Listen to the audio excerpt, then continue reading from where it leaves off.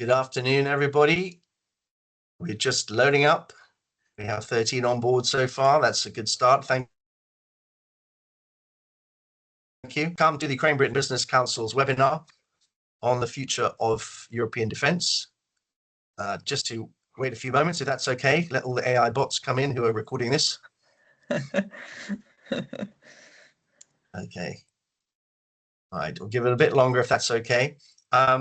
While we're here, I might just give you a quick update on the Ukraine Britain Business Council. We basically support members' businesses with practical guidance, opportunities, knowledge transfer, and relationships with Ukrainian businesses. And we aim to represent the interests and needs of our business community, also to government ministries and decision makers in Ukraine. To date, we've undertaken 2 trade visits to Ukraine, and with 2 more in 2026 lined up. We're also trying to arrange a conference for the autumn. You can also find regular webinars, such as this one today, and a sort of bi-weekly newsletter, and we have receptions in the House of Lords about twice a year. So members include people like Burns and Wilcox, Serco, SSB, Zaha Hadid, Bar University, MSS, EAM, Molfar, G4S, Perez Bank, Acro, Menzies, TSL, and feel free to join us. So that's a little quick note there as you're all lining up. And I think with that, without more ado, we might start fairly soon. I know more people will be logging on as we go on. But first of all, I'd very much like to introduce the panel. The first speaker will be Associate Professor Victoria Vodychenko, non-resident fellow, Security Studies Program, Cambridge University. She's also advisor to the Defense Department of Ukraine. And she has been focusing her research on the Future of Ukraine program, which is the first Ukrainian analytical initiative based at the Centre of Geopolitics, University of Cambridge. Very lucky to have her. And Victoria also has books out that I think you can read, and a new book coming in the autumn. We have Mykola Kuzmin, who's operations manager at the Henry Jackson Society, and he has written a number of reports, one of which was in the Telegraph, but a report today is on European defence autonomy and the replacements of US capabilities within European infrastructure. And Mykola is going to put a link in the chat for you to read and download that. And the third speaker is James Westlake, who is director at Molfar in the UK. They are the leading intelligence security company in Ukraine. They are really the portal to Ukraine for companies wishing to navigate the country from a security and defense perspective. I don't really want to speak anymore because I'm really looking forward to hearing from what you've all got to say and what Victoria in particular is going to start off with. So Victoria, if I may hand over to you, look forward to hearing what you've got to say. I know you've got 5 key points, plus you've got lots more information, and then we might open it up more broadly. Thank you. Thank you so much, Ashley. Good afternoon, everyone. It's actually a privilege to remain Ukrainian, but also represent first Ukrainian analytical program abroad. Thank you so much, Ashley, for organizing this event, and good afternoon, everyone. It's first of all, it's a pleasure, but let me come straight to the point, because we have always limited on why business people should talk to us, academia / governmental representatives / consultants / passionate Ukrainians as we are. So firstly is we do, me and also the team with whom I'm working, we do have an exclusive network of actors. Many of them are coming this week and the next week to London. So I know that that's also the beauty when we are connecting the dots and you can listen to the different lenses. Secondly, because academia / policymakers do not have sometimes time. One of them are theorizing too much, another one really looking for a very practical solution with a very limited time. Here we come as an analytical program who is trying, to combine the 2 beauties of the 2 worlds together, not theorizing much, but basing our analysis on the theoretical lenses, but also thinking about very practical lenses of how policymakers, which are our stakeholders, business, and also wider and broader academia can contribute and can benefit actually of the products that we are making. So let me come to these lenses. I will share my slides later because I love actually talking to people, and that's why I don't want to cover the screen immediately from the very beginning. Where are we now? It's the first, I will have 5 points. So the first one, where are we now? We are in the world where asymmetry is the key in the solutions, because the world as of 2026 where we are living is what I call deterrent Armageddon. Armageddon because we are not at peace, we are not at war, but many of us, especially my colleagues Ukrainians, we are at war. And the new upcoming world is in between two systems. The system, the old one, which was already outdated, the new one is still is gonna come. So this period in between, or in betweenness, this is what I'm gonna propose you to say, where are we? Where absolutely the amount of the conflict is gonna be erasing, absolutely transformation of economic and business and military flows will be a priority. Number 3, and also causing a lot of the migration, which is about human capital, which is about the resources we're talking, and it's basically strategizing on where, how, and which conditions the investments might well.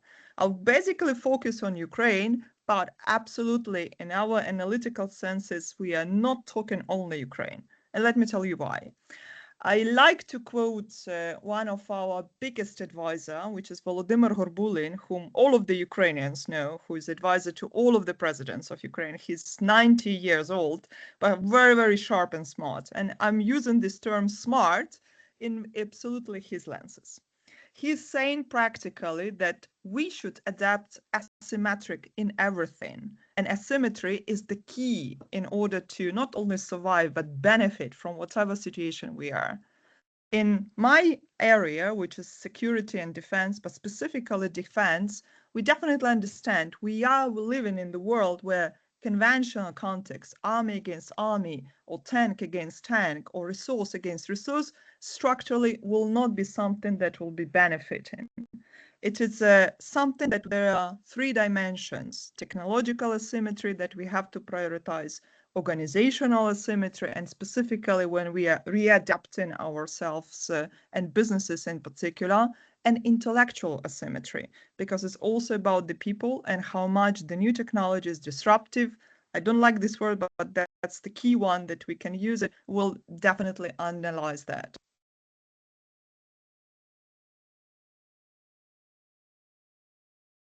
Hello, Victoria, are you there? I think there was something dramatic that happened. I wonder if someone's blocked her out. Okay, we'll wait a moment. That's very, at that asymmetrical moment, something happened. So there we go. So let's, Mykola, you're here. Yes. Why Yes. don't you Victoria. Oh, Hello sorry, there. Victoria, you're back. Yeah, there was an asymmetric moment there. Sorry, we can't hear you. We can't hear you at the moment. Yeah. Okay. Could be asymmetric. Yeah. Can you hear me now? Yes. Yes. Yes. That's the beauty in the normal world, right? Because anything, whatever you're planning, there was a planning of a big presentation. Now I need to stop, and then being much more sharper as I am. So maybe I'll share now the slides as we are, because that's also the approach sometimes will help us into. Where Ukraine stands on that, and that's, thank you, Ashley, for this opportunity, to think and talk about what comes next, specifically when we are talking about the events in Iran, and not only, which are influencing. We are talking about Ukraine economic challenges and asymmetric approach to that, and also we are also. Oh, Something happened again. yes. Hello. I yes. really actually think there is an interruption on the signal to some extent Okay. to that. But let me continue as much as I can, Ashley, and you can stop me from there if that's okay. Yes, yeah. The great. Dynamics of the Ukrainian region will be something that will be shaping, let's say, the upcoming lenses of how British business, but not only, is going to be able to operate on that. So how to remain smart in all of this complex Deterrent-Emergedon approach, and what can be done in this sense? Maybe I will have something to share, and I will try, because I had some brilliant slides, but I think they are gone in vain somehow. We'll try to focus on what the Future of Ukraine program is doing in this sense. So, yeah. I think you can see it now, right? Yes, we can see the screen. We You can see the screen? Everybody Can on you the see the screen. presentation, right? Not yet. Not the Really? presentation. Yeah, you have to switch. I think just open the presentation because I did it's already. not. Oh, okay. Don't know what happened there. Okay. If you've got a moment, what would be good is, would you mind just defining what you mean by asymmetric? Yes, I will be very happy, and maybe I can send you in the meantime, you know, like the presentation itself. Aha. What do you mean So by we see your text. We see your text. We see the Word document. Do you see it now? Yep. Yes. Do you see the presentation? No, we It's see the Word written. document. Really? For God's sake, Yes. I'm open. So because you're sharing the screen rather than specific window. So if you could stop the sharing the screen.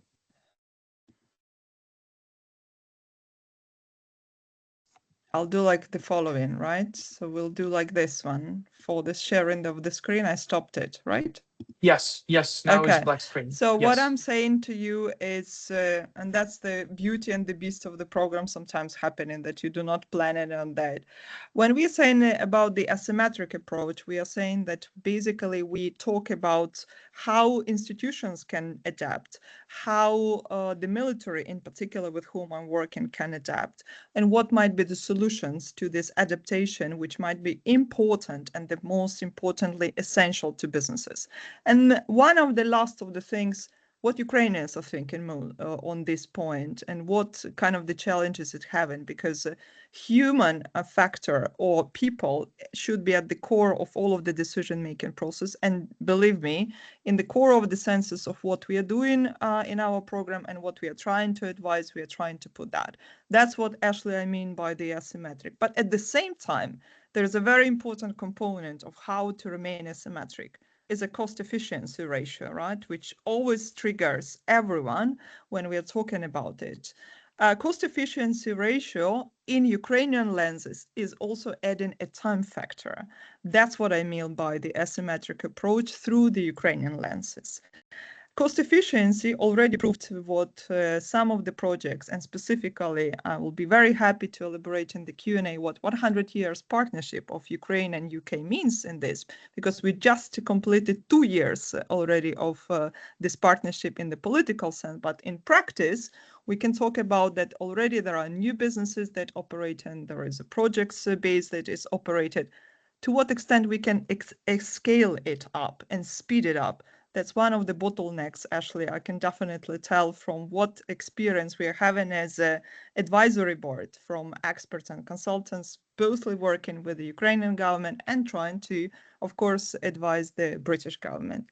There are some, of course, very nice and important story. What we say is, of course, UK defense spending trajectory and joint capabilities planning and deepening industrial cooperation and integration, which my colleagues gonna talk more in a nutshell, and Mykola and James was gonna be following that in very practical scale.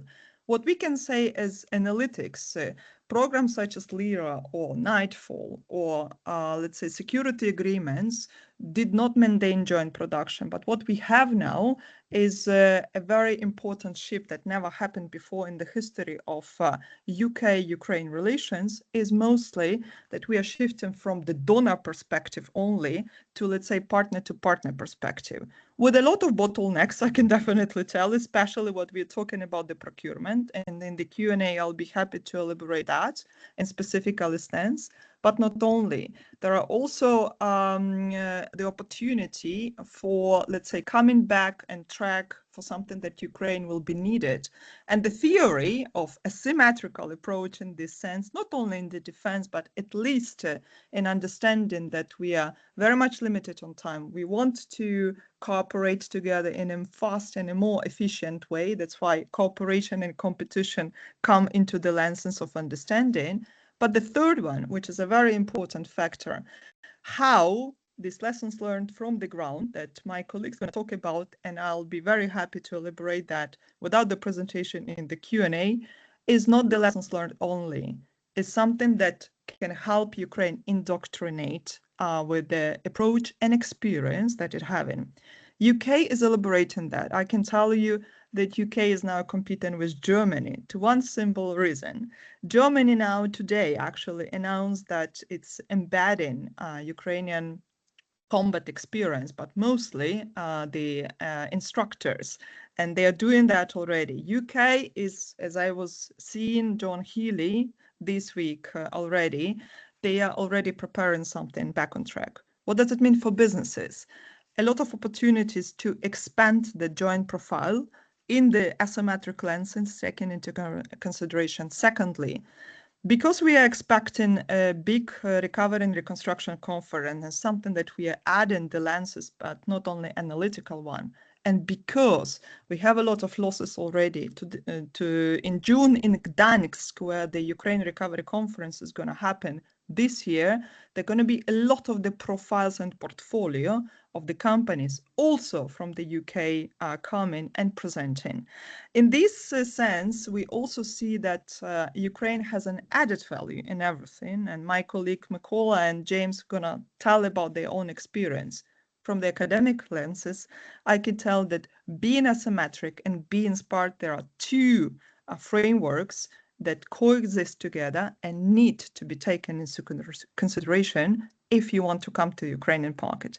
Polish Investment Bank, as of yesterday, came back to Kyiv, and we are expecting more of the banking sector representatives coming back on track, which means is a good and a possible signal, positive one, for other banks. We expect also some other European banks coming back on track, which will be embedding into more security for investors and, of course, representatives of the businesses, not only to work with Ukraine and outside of Ukraine, but actually becoming more practical on the Ukrainian ground. Very interesting. Should we leave it there? Have you got more to share, Victoria? Or I have a lot to share, but maybe yes. I'll stop here and juicy with the questions. When I'll have these technical issues sorted out, I'll be sharing the presentation and the slides with you later. So the big takeout for me is the asymmetry and having to work at speed, efficiently, cooperatively, competitively. And, you know, the fact that banks are now going back into Ukraine to invest in this new paradigm is very exciting. So everyone's starting the rush in. That's very interesting because do they have some insurance at all cover? Yeah, as How you know, covered? this is one of the biggest issues that my colleagues, I believe also those who are online can share, because one of the biggest problem now in the Ormut, for example, right, channel, that no one wants to ensure that, or like backing up this is one of the examples. The same happens in other lenses on Ukrainian territories. And that's the key point. So now the companies and the banks, in this case specifically the Polish banks, are thinking how to be back on track, whether it to ensure on specific regions. That's why I was telling you, we're unique as a program, understanding the beauty and the deep diversity of Ukrainian regions and how to operate on that, because there are 6 types of regions. Each and every one of them, out of all of the oblasts that exist in Ukraine, has its own beauty, challenge, and opportunity. Okay, a diversified picture. With that, I think maybe Mykola, I'd love to hear from you where you've got to, because you've got some really interesting data on who's doing what in terms of companies. Over to you, Mykola. Yes, indeed. Thank you, Ashley, and thank you, Victoria, for a brief introduction about everything what's happening right now. I think one of the important things to mention is basically the insurance the insurance market is vast in Ukraine and the lives of people are being insured absolutely fine. It's the problem with insurance specific related to stationary objects. So everything related to manufacturing, everything related to factories, etc., or even just infrastructure projects, this is the biggest concern, and that's where the insurance brokers are actually refusing to come to Ukraine. And even with the EBRD stepping up and trying to do the projects. I've had a conversation with Simon Cassie, who unfortunately couldn't make it today, but EBRD is doing quite a sneaky thing, if I might say. They're actually part of insurance brokers deal, but they're ultimately also on the plane where they, they have a loan that they're giving to Ukraine, and that loan will be partially used for insurance. So they're kind of backing themselves up. And that's where we are right now. So unfortunately, insurance and specifically, the big projects cannot come to Ukraine because of two specific reasons. The first one, as I said, the cost and the estimation of the cost coming to the infrastructure is very difficult to calculate, and they can't really do it. Because, for example, we have a great actually exemplar where the insurance worked perfectly. It was the grain deal. And in terms of a grain deal, I mean, obviously it was a bottleneck at the beginning of the war, but in the end it was resolved. And primarily the reason was because the object could move. So it was, but again, coming back to ports, that was the issue. And it was kind of mitigated after a certain period of time because of the anti-air missiles and etc. Now, coming back to the second problem, and the second problem is actually slightly rule of law, and obviously people mention the corruption and they talk about that a lot. It's sometimes not necessarily about the corruption, but it's also the interest of Europeans. And the Europeans, they don't necessarily want to do the construction in Ukraine because they want to own that on that territory. They absolutely understand if the war goes further and it basically goes into full scale and it goes actually to, the Russia tries to invade Europe, they're going to be vulnerable. And that's why they're partially thinking about themselves, which is understandable. But again, so far, Ukraine been holding the line for 4 years, and some respect should be given. But I'll just give you two examples and very practical ones. So one of the close companies, and I mentioned it previously, was Trembita. So Trembita is a demining company, and basically they tried to pitch it to the Danish makers. And Denmark was very, with open hands accepting Ukrainian companies, and they really want to collaborate, and they're even providing the funds to do so, but they're happy to do it only on the Denmark soil. To which Ukrainians always raise the question, okay, that's no problem. We can try to do it in Denmark. We are not really resisting against that as long as we actually do the job. But what about the cost? And the Danish reply, well, we try to do what we can, but Ukrainians say, well, you completely forgot asymmetry. And that's what Victoria was mentioning before. You're completely completely navigating the factor that if you do the production in Denmark, first of all, you're not going to be able to test it because it's not in the war. Secondly, you forget about the cost because the cost is going to be a crucial factor. And the third time, you forget about the speed. Whatever you're going to do in Denmark is going to take such a long time because of other, not necessarily procurement lines, but because of a rule of law and everything else. And you just not, you're not in time to innovate. And that's the problem that we have. So briefly coming to the report, and that's exactly what Ashley was mentioning previously, and please have a look at the report when you have a minute. But I've co-written the report together with David Vodychenko, who is a good friend of mine and who actually went to Ukraine and been on the battle line for quite a long time. Probably it was a fourth or fifth visit at this point. And we identified the key companies that should be replacing, let's say, Europe should be considering replacing in Europe if it really wants to defend itself. And again, it's not just because of the cost necessarily, but it's because of the vulnerability that comes in case if Trump switches the side or he says that, we can turn off your Starlink tomorrow if you really want to do so. And actually, I'll briefly share with you the two-pager what I've got with me. Just give me a second.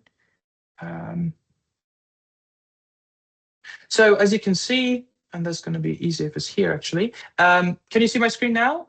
Yeah, a little small, but it's okay. Yeah. Yes. That's fine. Let me actually optimize it. Sorry, I can actually do that for you. I think it's going to be easier if I just share the whole screen. Here you go. There you go. So if we actually look at the European defense autonomy, right, we obviously know that Europe is trying to restructure itself. It's still kind of a bit slow, but the dedication of 800 billion, and Victoria can update from her recent travel to Brussels what are the current plans. But so far we know that 800 billion was committed, from which 50% will go towards the meal tax specifically, and 50% may go to the infrastructure projects, meaning like roads, factories, etc.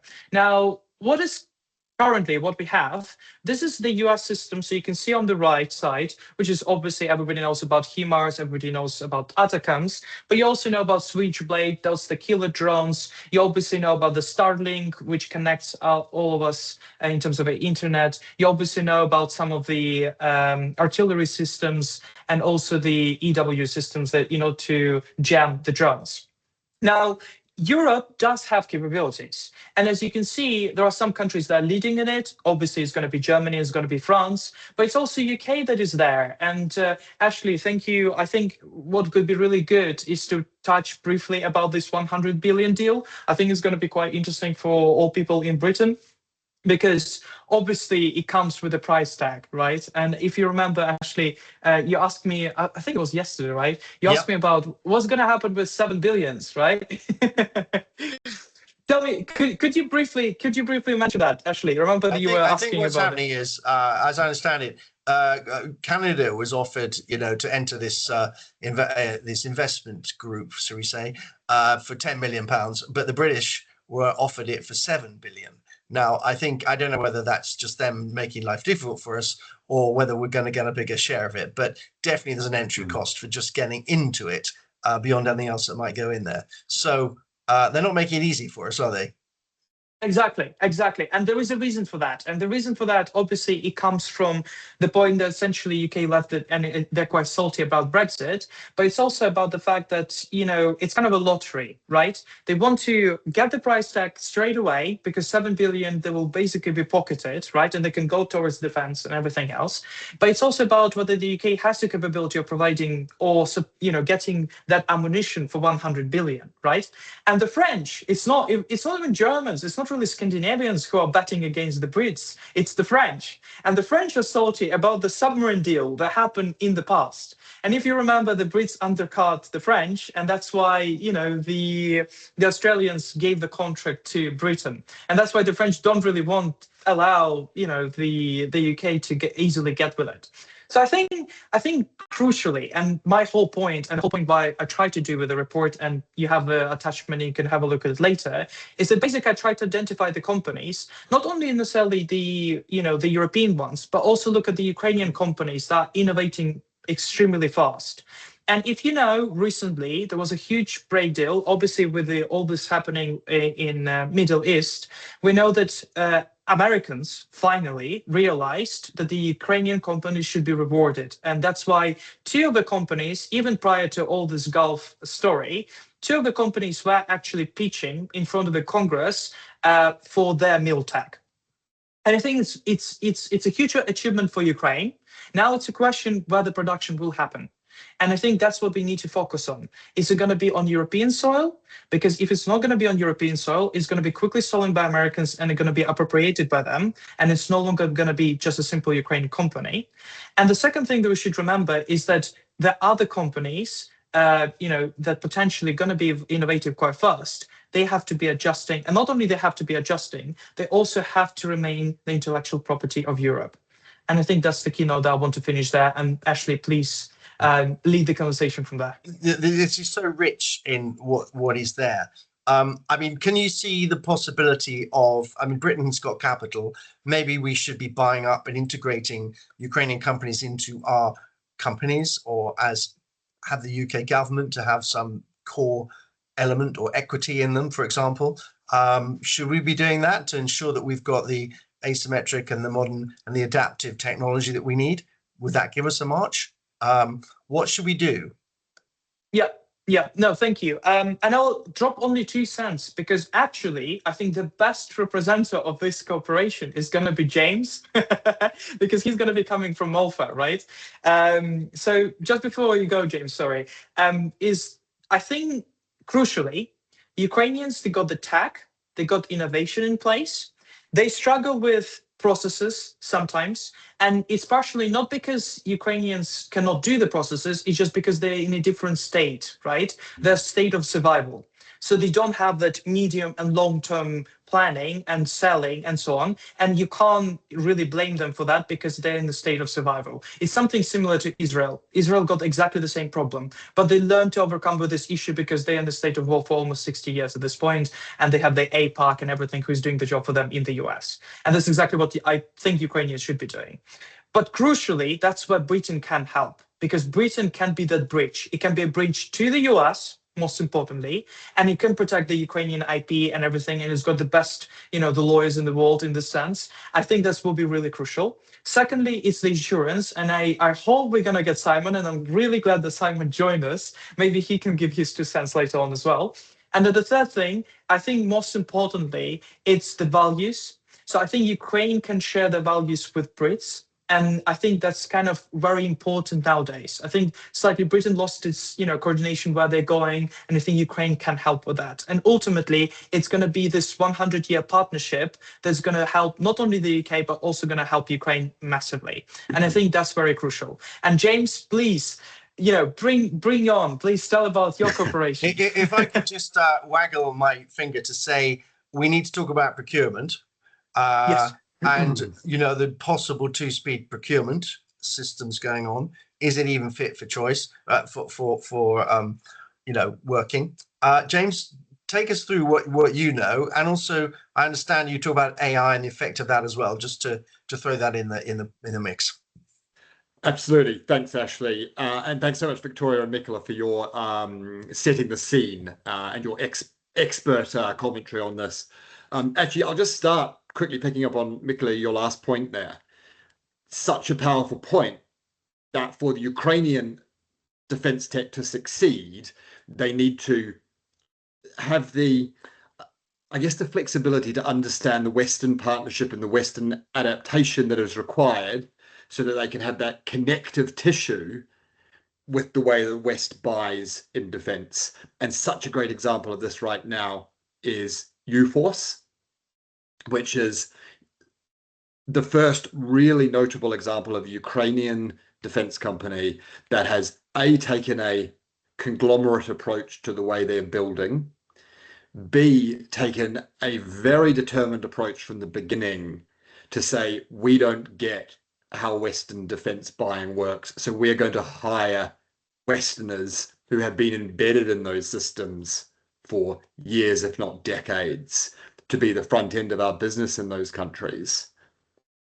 But we are going to remain Ukrainian in our technology, in our DNA, in our development mindset. And when you bring those factors together, it's incredibly powerful, as evidenced by the fact they have just done a fundraising round that has seen them qualify as the first Ukrainian / British defense tech unicorn. So it shows a template for how this can work. Just to take a quick step back, for those of you that don't know, Molfar is a Ukrainian corporate intelligence firm. We are almost all based in Ukraine. I'm a very rare example of someone that's not based here in the London office. We have about 80 people around Ukraine doing all sorts of work, from market research to threat analysis and due diligence. But in the defense space, we are very closely networked into the Ukrainian defense, the state apparatus, defense intelligence, security service, MOD, and we work very closely with Westerners and other international companies that are going into Ukraine, whether they're defense primes or investors of all sizes looking to source deals and then de-risk opportunities. So what I'm going to talk about probably reflects a little bit more of that operator or that commercial perspective and our experience, rather than perhaps the holistic full picture. But I'd really echo, and the 2 points I'd really like to focus on is that point around asymmetry and the role of unconventional methods in modern war. And also, I'm going to echo Victoria twice, is this idea of recognizing Ukraine now, not just as this place that donor efforts go to, but as the source of capability. And we need to be looking at the overarching question of what's the significance of Ukraine for European security. It's where we should look to see indications of the future character of war under the current state of technology and economic conditions. And B is the most important laboratory of innovation. And whatever your view on current events in the Middle East, I think one thing they are very clearly doing is reinforcing the fact that what has been happening in Ukraine for the last 4 years is not some freakish, unusual occurrence that is unique to that particular theatre, but reflects the way war will be fought more generally. It's always different, but you can see consistencies to the themes throughout that. In particular, the role of the information battle and the centrality of the information war and the influence war. And in particular, in this asymmetrical fight between exquisite systems and between cheap, high-volume mass that is now massively enabled by cheap compute, distributed compute, connectivity, and distributed connected sensors. I'll take a step to the side and just talk a little bit more about unconventional. And I just want to share something, a little example of our work that might bring an aspect of this to life for our viewers. Can you see this slide? Yep. So this is a project we worked on recently in our not-for-profit part of Molfar. It's actually easier for us to talk about that than our commercial projects for obvious reasons. Here is a project where this individual on the left, Sergei Kista, a Russian blogger and sort of war booster, bragged online, as is his style, about the Russian effort and about his recent visit to troops in Crimea. And in doing so, posted video that our team was then able to geolocate to precise locations in Crimea, and thereby to identify the location of a very expensive, very valuable air defense unit. It's a complex effort doing this geolocation. It always looks very easy when you see someone play back a few images like this. Actually, it is a very complex task, and it uses a huge amount of ML, AL tools, but at the end of the day, it requires an expert operator to make it work. And so what is interesting about this, to draw broader conclusions, is this is a new phenomenon in warfighting. Vast productions of data that are available in the public domain that are then processed by civilians, professionals in our case, but this is also happening with a vast amateur army of OSINT enthusiasts. It's the fusion of tech tools with human experts, and it is delivering a product that was once the domain of militaries and of state security organizations. And it's not just about security and defense. We see cases like this in business. We use these techniques in our business work to say, is this company who they claim they are? Or is there an element of this particular, if we're doing due diligence, is there something about their operations that isn't quite what it seems?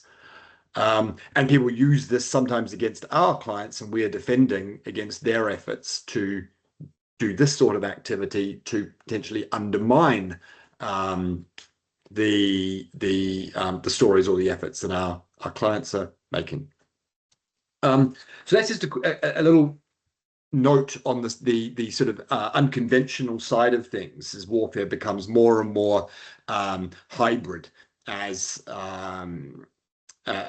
civilians become part of it more, and as more generally the role of the fighting the influence battle online becomes more and more significant. The second point I want to make is just the point to emphasize this idea of Ukraine no longer as a destination, but as a source of expertise. And I think the best way to illustrate this, if I just share one more thing, follow the money, really. This is investment in early stage defense tech in Ukraine over the last 3 years. Not to be confused, obviously, with defense spending. This is investment in defense ventures. It's not quite all of it because some of it's not publicly disclosed. But what we know is we've seen, a roughly 100x increase in investment from, about $1 million a couple of years ago to last year over $100 million of investment, including increasingly big deals, Swarmer being the poster child last year with a $15 million raise. But you can see across the board, the average size of rounds increasing dramatically, 3x pre-seed, almost double average seed size rounds. This reflects a deep-seated real acknowledgement on the part of the investing community that what's happening in Ukraine is significant and points the way to the future. And there's a lot of talk about, it's very easy to draw comparisons with Western VC, and some of the individual checks still seem small in comparison.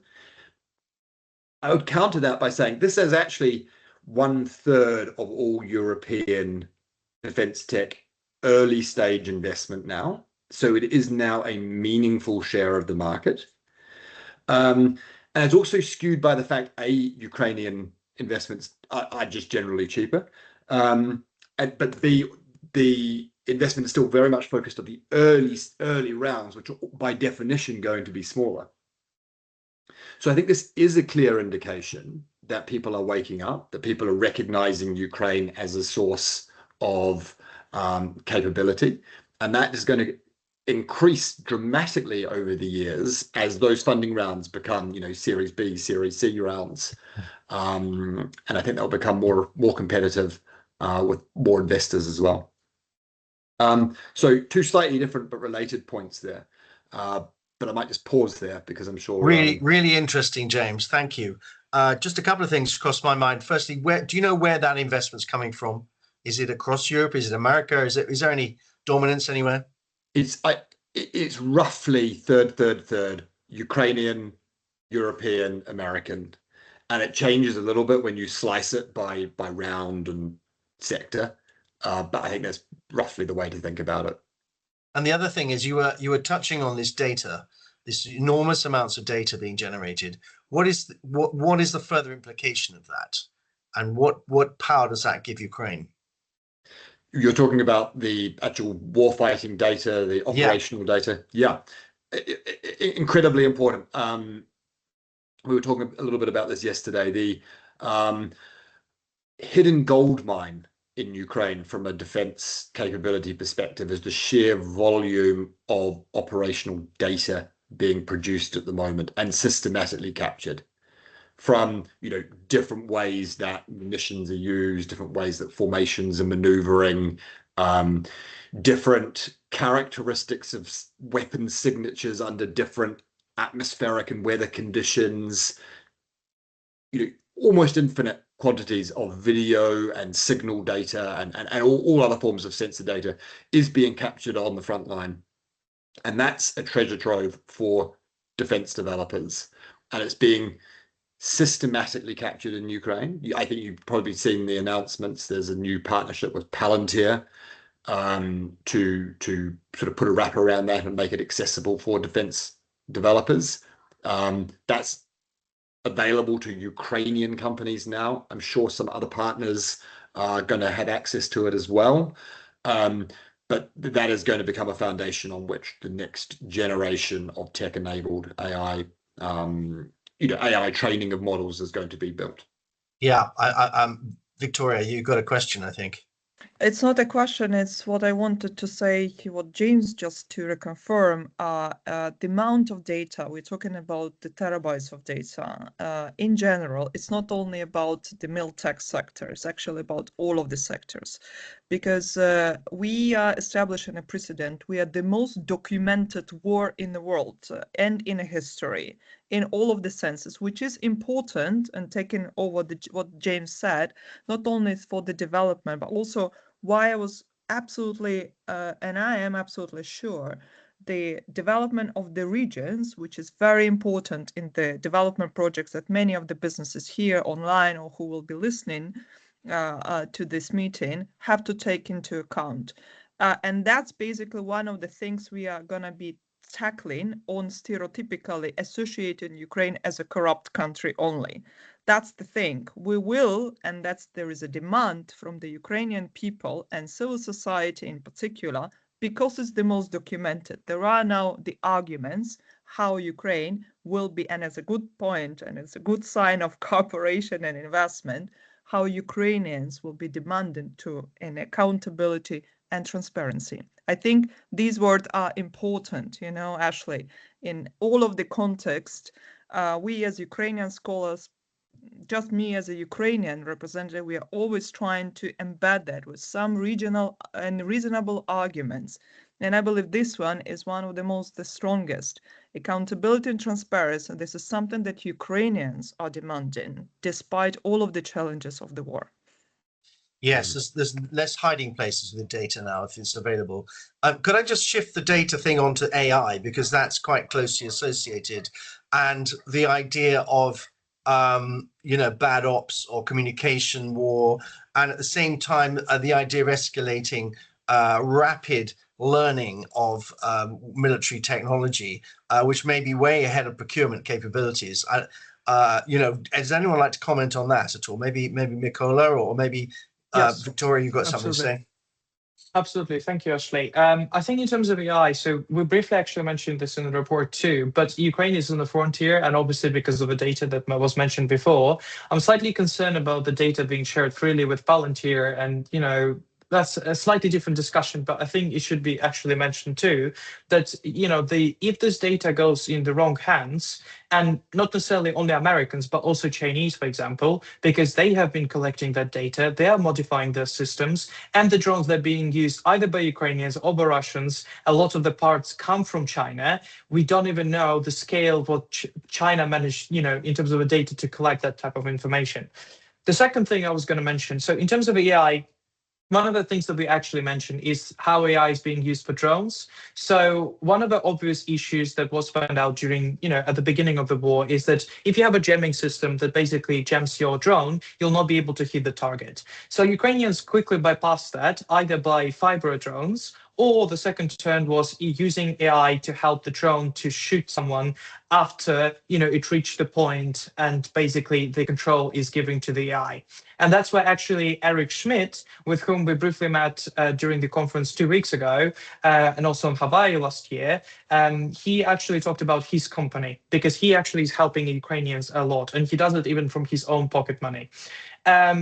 One of the things with the AI is that basically Ukrainians managed to launch the drone, and the drone could either go really high up the sky, so the jamming system will not work, but then you have a problem where the drone's supposed to go down and focus on the target. If you lose the connection, the drone becomes kind of useless. So that's why you need to have the AI system to basically, to focus on the target and understand how it's changing the tools and everything. Now, this war is interesting because it also, the Russians are not sleeping and they're not under the rock. They're actually modernizing as well. So for example, just putting the net on top of yourself completely changes the game, because AI now needs to learn what the net is and that someone is masking and everything. We cover that in the report too.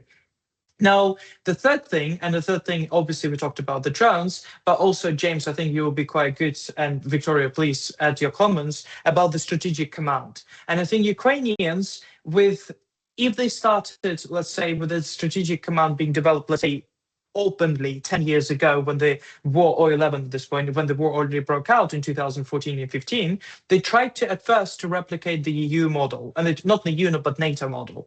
And that NATO model is great because it controls a lot of forces, it controls the forces across the continent and everything.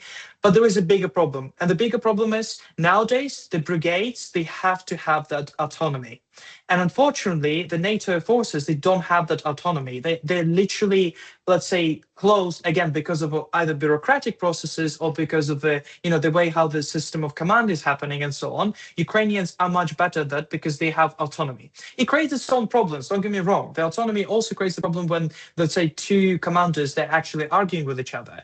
But in the case of a war with Russia, where the Ukrainians are completely outnumbered and they have to be almost like Cossacks jumping on the train, going to one location, fighting back, then going to another location and fighting back there, the autonomy is crucial. And that's why Ukrainians managed to actually create almost a few systems of commands. And I'm talking about not only the central one that is going to be based at one particular location, but it's going to be also on the particular front and front lines. And those systems will talk to each other. That's what makes the system really beautiful, smart, and very adapted to the 21st century. The two more things to add, and that's going to be my just brief comments. Ukrainians, specifically now, with the change of the Minister of Defense, Fedorov, who I actually know personally because of the ex-startup life and actually meeting him at Web Summit, Fedorov managed to introduce a very smart system with basically tracking the, the KIAs at the front line, so catching, when the Russians are being killed at what position, how it's happening and everything, and rewarding the units that are the most efficient and then the ones who actually communicate with each other. And he does it in a very brilliant way, again, through the data collection and actually sharing the data. And the second point that I briefly was going to mention is that essentially Ukrainians, the reason why they managed to do this AI changing tools and actually, learn this is because Ukrainians, and not a lot of people mention that, but used to be one of the most educated nations in Europe, meaning that 98% of people actually went to universities and actually 50% of them did some STEM subjects. So we did really have a huge advantage when it came down to 21st century, because a lot of people did computer science, they did engineering and others. The other problem was that they couldn't find the jobs, but the skills remained in the country. And that's why a lot of people, they were working for the US, they were working for Europe, they were working actually sometimes even for the military companies as developers. And that's why they could transition those skills to now militech and actually defend the country. But this is obviously comes with a cost, because now the Ukrainians are losing the brightest minds of their country. And that's why we don't know what's going to be the impact in the future. And on that note, I obviously would like to pass it to Victoria and James. Thank you. Thank you very much. That's really interesting. Could I ask this question about the speed of evolution of technology versus the slowness of procurement, particularly for Western Europe? And I believe there's also a big fund sitting there, this 100 billion fund we're talking about. What are they going to buy? And are they going to buy tanks? Or what are they going to buy that's going to keep it up to speed? Maybe Victoria and James would like to just respond to that. Yeah, I can actually make 3 points. And firstly, Ashley, you're absolutely right. Sometimes even the brilliant minds, they are crashing into the systems, right? So whether you're talking about MOD of many of the countries, but the people do not like changes. That's point number one. The people do make changes if they very much need to. That's the kind of the beauty for us, but it's also a survival mood. That's what we need to understand, why Ukrainians are so adaptive. We need to do that, because otherwise the existential risks are really, really high. But then coming to the procurement bottleneck, it's a kind of beauty and the beast story, as I'm always telling that. The beauty, it's a fantastic political projects. You will hear Commissioner Kubilius always telling about that. You will hear many of the Germany, France, specifically if you mention this country, UK mentioned it. But when it comes to the very practical lenses, here we have the problems. Because Ashley, we were, I think, talking yesterday in the lenses of the EU. We're waiting for the new multi-financial framework, and that's that everyone is, kind of shaking hands from one side, expecting that are going to be enlarged, opportunities. It's true, and that's why I'm also inviting the British companies to partner with some of the Europeans, let's say in this case EU representatives or companies together with the Ukrainian, because it's a new basket exactly about the fund that is going to be opening up with a lot of political risk from one side, but at the same time a lot of opportunities. And we will hear in the upcoming weeks very much and a lot of the knowledge and at the same time experience. Number two, whether there are some opportunities for British companies not to wait till the 2027 and the end of 2027 to be precisely, yes. And please prepare your bids already, because that's what already even your government, the British government, is now collecting to. I know that I will receive a lot of comments. It's a very pain to work with the governments. That's absolutely true. That's why, the R&D laboratories that we are recommending and let's say the small scale projects already will be popping up, and we are welcoming very much. And Ukraine, Mykola is right when he was saying and referring to the new Minister of Defense in the lenses of understanding that the competition that the minister established inside, let's say, the units, is something that gives the priority of cooperation as well. So without the cooperation, competition wouldn't be possible in the world. Last but not least, because we are talking about what to do, how, and on the concept of the smart defense, I'm welcoming actually many of you. Next Wednesday, exactly at the same time at 5 o'clock, we will be launching a policy paper report on smart defense with my Ukrainian colleagues online. So those who were actually the inspirers, inspiring me, to design this concept. The concept is a kind of a multi-pillar, but for British businesses, the most important is understanding what, on what scale, and actually I'm answering your answer, whether it's invest in something beautiful Gucci style or invest something what we say in the mass and Mark and Spencer style, right, of the products, as we say. So we tried to balance and find what might be the opportunities. In a short, I can say that of course the priority will be into something massive and scaling up. That's for sure. And now we at least see some positive signals, politically speaking, from the British side and of course from the Ukrainian side. And that's why I'm mentioning the next week when they're going to be huge delegation, not only this week, but the next week, of Ukrainian parliamentarians and governmental officials actually coming to UK with the same message. Last but not least, we haven't mentioned JEF, Joint Expeditionary Forces, which is slightly far from the governmental lenses, from the business lenses, but very close to the political and, let's say, priority lenses. Ukraine and UK now is exploring the opportunity how Ukraine will become, let's say, closer in JEF. We are associated member, but now we are seeking the ways, which means for businesses, be ready. It's going to be also opening the door and window and many doors and windows for the opportunities to scaling up in this scale. Thank you. Sounds fascinating. Thank you, Victoria. I note Simon Cassie has arrived. Simon, we were talking earlier about insurance, and we were talking very briefly about how Polish companies are moving into Ukraine and other European banks are moving into Ukraine to start investing directly in military tech in particular. And do you have any comment on that? And I know there's a lot of reticence for insurers to go in, but who's going to cover this, and what do you feel about it? Well, thank you. I actually missed the first part of the webinar. I'm very impressed by the way the Ukrainian people know a lot about the shopping habits of the British with Marks and Spencers and Waitrose. But anyway, I have to say that the expectation of the insurance market is really is high. Unfortunately, the delivery is a little bit low. There are necessarily, forgetting too much about the Polish aspect of it, but there are really three areas of endeavor in the insurance market. There's government programs, which is Ukrainian government. That will depend upon how much money they can raise in taxes to sponsor some of the investments. There's international support, which comes as no surprise to most of you in the form of the likes of MEGA, the DFC. There is an Austrian insurer, VIG, ARX, which is a Ukrainian insurer, and there's the EBRD program. They're all very small. Everybody says, "Oh, well, we do insurance for through Aon, and it's great." But actually, you actually dig into it, and all it is it's a cargo insurance. Things that move are actually highly insurable in a war zone. People, cargoes, ships, even aeroplanes, if there were any, but there aren't any at the moment.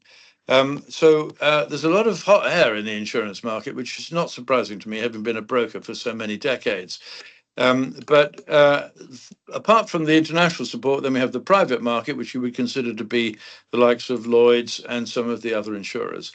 All of these companies are dabbling in the process. None of them are actually delivering to Ukraine what they really need, and that is insurance for their infrastructure projects. Unfortunately, it is unlikely that they will get involved in this to the extent that the Ukrainians need until there is peace. That we don't know how long that's going to take.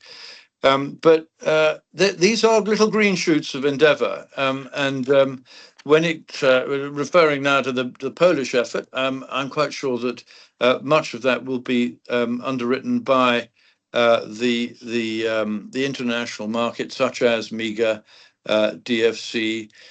Maybe there will be Ukrainian insurers who are looking to reinsure, but one has to remember that insurance, a premium is agreed when greed exceeds fear, and at the moment, amongst the insurance market anyway, fear is exceeding greed. So a lot of these premiums that are bandied about are high. A lot of the Ukrainian people and businesses say, look, we know much more about the risk than you guys do. If this is the money you want, we're not paying it. And I don't blame them either, because a lot of the insurers have never been to Ukraine. They don't know what the climate is. I have actually been. I'm a broker, not an insurer. I'd insure quite a lot of stuff in the western part of the country, and I spent quite a lot of time trying to convince insurers that they should get involved. But they say, look, we've got lots of capital here. Why risk our capital in an unpredictable climate such as Ukraine when we can insure properties elsewhere, in Poland, in Denmark, in Germany, for terrorism and sabotage? Okay. Yeah. So, Simon, thank you very much. You're telling me to stop now, actually. I'm quite happy to do that. Thanks a lot. So it's not easy, but on the other hand, I guess if it's limited, cover, then that would be okay for people to go and work in Ukraine. I'd love you. We could talk all night because it's so interesting and so much knowledge you have here. But perhaps each of you would like to just leave us with your particular thoughts. Victoria, you've given us a lovely end thought there, but I'd like for you to come back at the end. James, would you like to say something in kind of closing? Sure. I mean, I think the number one point for me is Ukraine is emphasizing this point. Ukrainian capabilities now are leading. And if you are serious about any aspect of this sector, the time to get involved is now. You need to be on the ground, personally or through partners, and building network, building knowledge at this particular point in time, and not waiting another 6 months, another year to see what happens. Thank you, James. And on that note, we've got a trade visit hopefully in mid-June, so people are happy to come with us. We'd be happy to meet your people. Mykola. I would like to draw the conclusion and actually mention what Simon just talked about. I think we found the crux of the problem. And the crux of the problem is that Europeans are still thinking about the money when there is their skin in the game potentially within the few years. And I will just mention a few things. The first one, I'm going to be writing the report about the youth mobilization in Russia, and they've trained almost 4.5 million kids who know how to send the drones to war. They know how to manufacture things, and they actually were studying computer science and then from the USSR times. And they will be very much interested in continuing the legacy of the Russia, what is happening right now. And that's what I think the people here, they don't really understand, that the war and their skin in the game is actually going to be happening soon. And if it's not going to be happening because of Ukraine and Russia, it's definitely happening in Gulf, and everybody will feel the consequences of the war because of oil and everything else. And I think that's the crucial part. And briefly, just the last point. James, when you were talking about all those companies that were invested, in particular like Ukrainian companies, 2 of those companies, they're doing manufacturing now in Europe. And I can tell you it's Dropla and another one, I don't remember the name, sorry, because I know Dropla, I met them in Japan. They're specifically doing the manufacturing in Europe, and they're going to have exactly the same problem. They're going to have the insurance, but they're not going to innovate, and they're not gonna be tested on the ground quickly enough, and their product's gonna become outdated. And that's why bringing the companies to Ukraine is incredibly crucial, and perhaps not the best in terms of money return now, but it will pay off in later. Not necessarily in the monetary terms, but at least on the security. Thank you. And not least because Ukraine can make things cheaper than the rest of Europe. Exactly. So we didn't even talk about the cost of drones, but that's enough for another time. Victoria, finally, thank you for opening. I really want us to become open or remain open, positive, and the key word is asymmetric, because in the time when there is a workforce shortage, component dependency, we haven't talked about that, but it's important. Innovation governments with a lot of its bottlenecks, understanding that this Armageddon that I was talking about is something that is already happening. And we cannot rely on yesterday's tactics to fight tomorrow's battles. If you want to come, start now, today. How much contacts you got from Ukraine, how much you're listening, but how much you are co-creating together. And that's the beauty of asymmetry. Thank you. Thank you so much. Sounds like all roads lead to Ukraine at the moment, which is extraordinary given what's going on there. I'd like to thank all the speakers for your fantastic insights. I know what we'll do is we'll put this online so that you can watch it all again several times. And I think, Victoria, you're looking for further investors into your projects and things. And I think most people are interested in that. And James, very much Molfar are the people to go to when you want to get into Ukraine and understand these things. And of course, Mykola, thank you for your wonderful reports, looking at what European companies can do, what they need to do to create value and defense security. So look forward to seeing you all again. Thank you for being on the Ukraine-Britain Business Council. We will be doing more. Come on our website and get in touch with us for further information. Thanks very much, everybody. Thank you. Thank you, Thank Ashley. you, Thanks, Ashley, as everyone. well. Thanks, everyone, for Bye-bye. organizing. Thank you, everyone.